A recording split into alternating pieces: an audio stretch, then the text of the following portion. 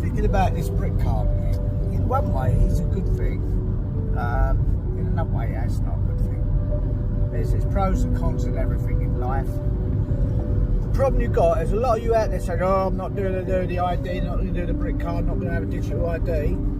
If it does come compulsory, that means who's ever working or whoever's on universal credit means if you haven't got an ID, if you haven't got a Britcard or an ID, digital ID thing, whatever they're doing, that means you can't work.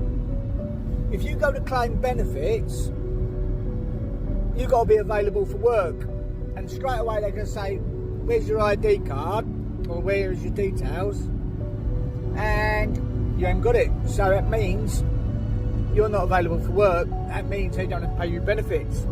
That's including all your housing, that includes everything.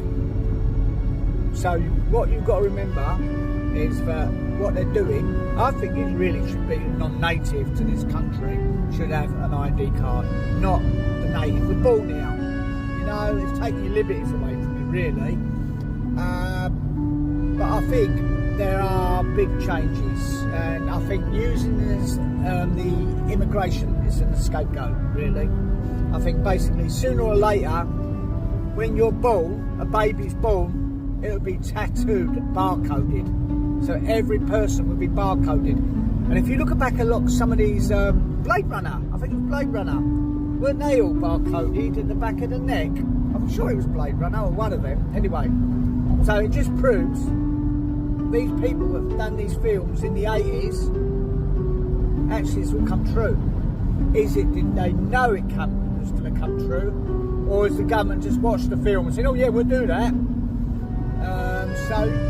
So you've got to remember, anyone that says, oh, I'm not having it, you ain't going to survive in this country. Unless you can earn money.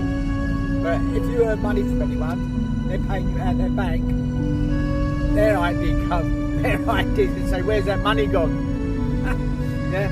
So there's a paper trace, basically, a digital paper trace, and that's what it's all about.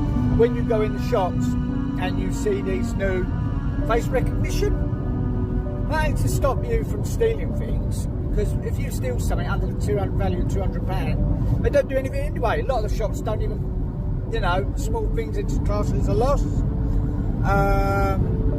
So I think these face recognition things, and if you look around, there's always blue cameras on the road. They're taking all your registrations. And also, these new ones with the little black ones, just above or just below the yellow speed cameras, they take pictures of you when you're on a phone. So when you're on your phone, you pay a phone bill, okay? That takes your thing, and that's getting your face, which is face recognition, which is also linked to your Britcard. So let's just think about all this knock-on effect. So when you go and get your vehicle, you might not be able to tax your vehicle without that card. You might not be able to get insurance without that card. You might not even be able to get a logbook. It's going to be all digital. It'll all be connected. Lorries have already. They got Digitaco and all that. CPC, it's all digitally connected to VOSA, or driving standards, as they say now. But yeah, you've got to remember, you won't be able to drive. You won't be able to be insured. Your house, if you've got a mortgage, you've got to have one of them cards. You ain't going to be able to have a bank account. So, all these people say, no, I'm not going to have it. I would just say, bollocks. Because they're going to make you have it. Anyway, I'll keep you updated with anything I ever think about. Anyway, bye.